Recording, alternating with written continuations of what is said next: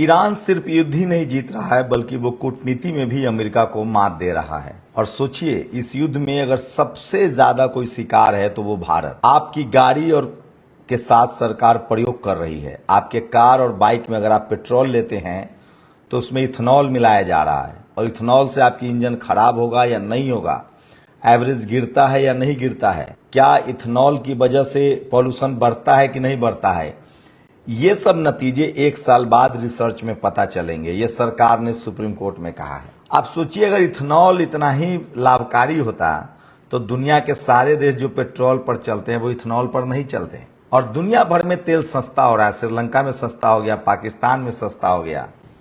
आपके यहाँ तेल सस्ता नहीं हुआ है। डोनाल्ड ट्रंप अपने देश में पेट्रोल कंपनियों को कह रहा है कि तेल सस्ता करो, नहीं तो जांच करेंगे। खैर, ये बातें थी जो मैंने आपको बता दी, जो आपके लिए जरूरी था जानना। लेकिन बात ईरान की कूटनीतिक जीत की। सोचिए, अमेरिका का राजदूत सर्बिया गोर कहता है, वो अनाउंस करता है कि भारत के प्रधानमंत्री कब अमेरिका जाएंगे। अमेरिका अनाउंस करता है कि वेनेजुएला की पपेट राष्ट्रपति कब भारत आएंगे। लेकिन वही ईरान युद्ध भी जीत रहा है, कूटनीतिक जीत भी रहा है। सोचिए, ईरान ने साफ कहा है अमेरिका को कि गफलत में मत रहो, तुम्हारे झांसे में हम आने वाले नहीं हैं और तुमसे डरते तो बिल्कुल नहीं हैं। तुम्हें जो करना था 45 साल प्रतिबंध करके देख लिया। तब तो दुनिया के देश डरते थे, मुझसे तेल और गैस नहीं लेते थे। आज दुनिया के तमाम देश मुझसे तेल और गैस लेने के लिए तैयार हैं। ईरान ने साफ कहा है, गलती से भी होर्मुज से जो वाटर माइन है उसको हटाने की कोशिश मत करना। और उसके 5वें बेड़े को ध्वस्त कर दिया है जो समंदर में खड़ा था। आपको बता दें कि होर्मुज में ईरान ने माइंस बिछा रखे हैं, वाटर माइंस। जैसे लैंड माइंस होते हैं वैसे वाटर माइंस बिछा रखे हैं। उसने रूट तय कर रखा है, इसी रूट से जहां जा सकता है जा सकता है। दरअसल अमेरिका और डोनाल्ड ट्रंप अपने आप को होशियार समझता था। वो समझता था कि टॉक टेबल पर ईरान को फंसाया जाएगा, एक एमओयू साइन किया जाएगा, होर्मुज खुलवा लिया जाएगा और तेल का स्टॉक कर लिया जाएगा और फिर ईरान पर हमला किया जाएगा। क्योंकि अमेरिका को हार बर्दाश्त नहीं है। बर्दाश्त कैसे होगा? उसका पूरा पेट्रो डॉलर का कारोबार चौपट हो गया है। खाड़ी देशों में उसके सारे बोरिया बिस्तर बंद गए हैं, सारे ठिकाने ध्वस्त हो गए हैं। दुनिया के देश उसके हथियार को खरीद नहीं रहे हैं। अब दुनिया की बादशाहत बरकरार रखने के लिए हथियार फिर से चलाना होगा ताकि दुनिया को लगे कि नहीं, अमेरिका ताकतवर है। नहीं तो दुनिया तो ये देख रही है कि अमेरिका के महंगे मिसाइल्स, उसके बड़े रक्षा प्रणाली, उसके जेट को सब ध्वस्त कर दिया ईरान ने। तो हथियारों के बाजार में बने रहने के लिए उसे युद्ध में फिर से अपनी ताकत दिखानी है। अमेरिका के पास भी 4 महीने का तेल है, 2 महीने और बचे हैं। 28 फरवरी से 28 जून खत्म हो रहा है। तो लेकिन ईरान जो है, अमेरिका डाल है तो ईरान पात है। ईरान कह रहा है कि तेल तुम्हारा तभी जाएगा जब एमओयू साइन हुए हैं उस पर तुम कार्रवाई करोगे। और पहली कार्रवाई है कि 325 बिलियन डॉलर का हर्जाना दो। और अमेरिका जैसे ये काम करेगा, डोनाल्ड ट्रंप की घिग्गी बन जाएगी। अमेरिका के लोग, अमेरिका की मीडिया सवाल पूछ रहे हैं कि युद्ध से क्या मिला। तो सोचिए, एक राष्ट्रपति ने अमेरिका की पूरी साख को मिट्टी में मिला दिया अपने बड़बोलेपन की वजह से, अपनी बेवकूफियों की वजह से। और एक राष्ट्रपति खामनेई ने 45 साल के प्रतिबंधों के बावजूद ईरान को चौथा सुपर पावर बना दिया। पूरी दुनिया में ईरान के हथियार के लिए लोग व्याकुल हैं।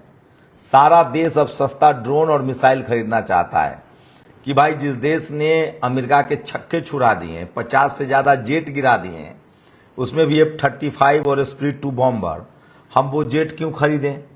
हम ईरान से वो वायु रक्षा प्रणाली खरीदेंगे, वो मिसाइल खरीदेंगे, वो ड्रोन्स खरीदेंगे और अपनी सुरक्षा को बढ़ाएंगे। तो अमेरिका के हथियारों का मार्केट समाप्त है, खाड़ी देशों से पेट्रो डॉलर कारोबार समाप्त है। और यही है अमेरिका की बेचैनी। अब वो चाह रहा है कि ईरान से तेल ले ले। ईरान क्या कर रहा है? अमेरिका के तेल जा रहे 2 बड़े शिप को डुबा दिया जो दूसरे रास्ते से जा रहे थे। तो अमेरिका चाह कर भी कुछ नहीं कर सकता ईरान का। हाँ, वो रूस से जरूर बदला ले रहा है। यूक्रेन को लगातार हथियारों की सप्लाई हो रही है, उसमें यूरोप भी शामिल है, नेटो भी शामिल है। लेकिन सोचिए, यूरोप के देश ईरान से लड़ने के लिए तैयार नहीं है, खाड़ी देशों से लड़ने के लिए तैयार नहीं है। भले वो रूस से लड़ने के लिए तैयार है, क्योंकि रूस ने भी गलती की है। पुतिन भी एक लोकतांत्रिक आदमी नहीं है। उसे लगा कि यूक्रेन को जीत लेंगे, यूक्रेन के सारे रिफाइनरी को उड़ा दिया था। अब यूक्रेन ने सारे रिफाइनरी रूस के उड़ा दिए हैं।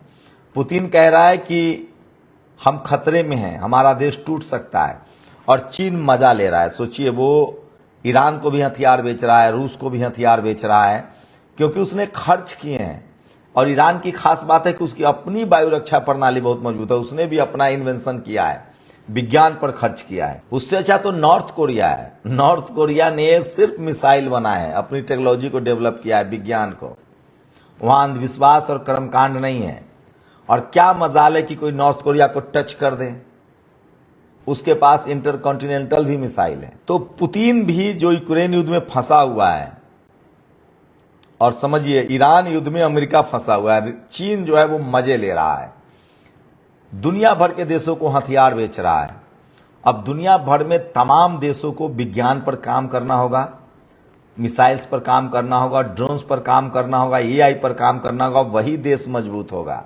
अब अपने यहाँ क्या चल रहा है तो हमें बताने की जरूरत नहीं है, लेकिन ईरान अब चौथा सुपर पावर हो गया, वो कूटनीति में भी जीत रहा है। और सोचिए, अमेरिका के साथ कोई नहीं खड़ा है। आपको अमेरिका के साथ जाने से क्या मिलता है पता है? अगर आप अमेरिका के दोस्त हैं तो अमेरिका का सामान खरीदिए, अमेरिका आपका सामान नहीं खरीदेगा। अगर अमेरिका के आप दोस्त हैं तो परमाणु बम मत बनाइए, आप उससे हथियार खरीदिए। आप अमेरिका के दोस्त हैं तो जेट मत बनाइए, मिसाइल्स मत बनाइए, वायु रक्षा प्रणाली मत बनाइए। वो कहता है हम बना रहे हैं ना, हमसे खरीदो ताकि हम मालामाल हो। ईरान ने क्या किया? ईरान ने 45 साल के प्रतिबंध के बावजूद ड्रोन्स बनाए, मिसाइल बनाए। सोचिए, अमेरिका क्या कहता है? हमारे डॉलर में कारोबार करो, डॉलर में कारोबार करो ताकि हमें कमीशन आए। तो अमेरिका से दोस्ती सबसे ज्यादा नुकसानदेह है। दुश्मनी करके तो आप बच सकते हैं, ऐसे ईरान बच गया। ईरान ने 45 साल के, सोचिए, अच्छा प्रतिबंध, अब अमेरिका से दुश्मनी करने में कोई नुकसान नहीं है। अमेरिका की कोई बात ही नहीं मान रहा है। अब सारे देश, दुनिया के देश कह रहे हैं कि हम ईरान से तेल और गैस लेंगे, हमको सस्ता मिलेगा, हम लेंगे। पहले अमेरिका के डर से अमेरिका जिस पर प्रतिबंध लगा देता था, उस देश से लोग अपने रिश्ते तोड़ लेते थे। जैसे गांव में पहले पंचायत नहीं होती थी, कोई एक सामंती आदमी होता था, कहता था इसका हुक्का पानी बंद। अमेरिका वो सामंती है जो दुनिया भर के देशों में भारत का भी हुक्का पानी बंद किया था। जब भारत ने लाफिंग बुद्धा मतलब परमाणु बम का परीक्षण किया तो उसने हम पर प्रतिबंध लगा दिए थे। तो वो दुनिया भर के देशों का हुक्का पानी बंद करता था। अब ईरान ने उसके गले में घंटी बांध दी है और वो बज रहा है। अब दुनिया, इजराइल और अमेरिका के अलावा और कोई एक देश का नाम बताइए जो उसकी बात मान रहा है। हम बता देंगे आपको, एक देश उसकी बात मान रहा है, और वो देश सबसे ज्यादा नुकसान में जाएगा। क्योंकि अमेरिका देने का नाम नहीं है, सिर्फ लेने का नाम है। अमेरिका ट्रेड डील क्या करता है? सिर्फ लेंगे। अब अमेरिका की कोशिश है कि भारत के खिलाफ, चीन के खिलाफ भारत का इस्तेमाल किया जाए। सोचिए, ये देश, पहले अमेरिका ईरान के खिलाफ खाड़ी देशों का इस्तेमाल करता था कि हम तुम्हारी खाड़ी से रक्षा कर रहे हैं, हमसे हथियार खरीदो, हथियार बनाओ नहीं। ये सबसे बड़ी खबर है जो आपको बता रहा हूं। इसीलिए अभी उसने हाल में कहा था कि अगर भारत पर कोई हमला करता है मोदी जी के रहते हुए तो हम मदद करेंगे, अगर मोदी जी रहेंगे तो। आप सोचिए, अमेरिका के राष्ट्रपति की कितनी हल्की भाषा है। सवाल है कि अमेरिका किसी को कोई टेक्नोलॉजी नहीं देता है, कोई मदद नहीं करता है। ईरान ने सब कुछ अपने बलबूते खड़ा किया है और सोचिए करारा जवाब देता है। एक अगर जेट उड़ने की भी कोशिश करता है ईरान, वो भी मार गिराता है। 5वां बेड़ा उड़ा दिया अमेरिका का, 16 से ज्यादा युद्धपोत डुबा दिए, 50 से ज्यादा जेट गिरा दिए, खाड़ी देशों में 150 ठिकाने ध्वस्त कर दिए, और कह रहा है कि करके हमला देखो हम पर। यह है ईरान की ताकत। और कूटनीति में तो पूछिए मत, ट्रंप रोज चिल्लाता है और ट्रंप का धमकी के अलावा और कुछ नहीं है। सच्चाई यही है कि अब इजराइल के साथ अमेरिका है, अमेरिका के साथ इजराइल है। पूरी दुनिया तमाशा देख रहा है और पूरी दुनिया ने अमेरिका का साथ छोड़ दिया है। ये सबसे बड़ी सच्चाई, और जो देश नहीं समझेंगे वो नुकसान में रहेंगे। सोचिएगा जरूर। नेशनल दस्तक की आपसे गुजारिश है कि अगर इसको बचाना चाहते हैं तो नेशनल दस्तक को सब्सक्राइब करने के लिए रेड कलर के सब्सक्राइब बटन को दबाएं, फिर बेल आइकन की घंटी दबाएं। नेशनल दस्तक को बचाने के लिए बहुत जरूरी है कि हर खबर को शेयर करें, लाइक करें, कमेंट जरूर करें।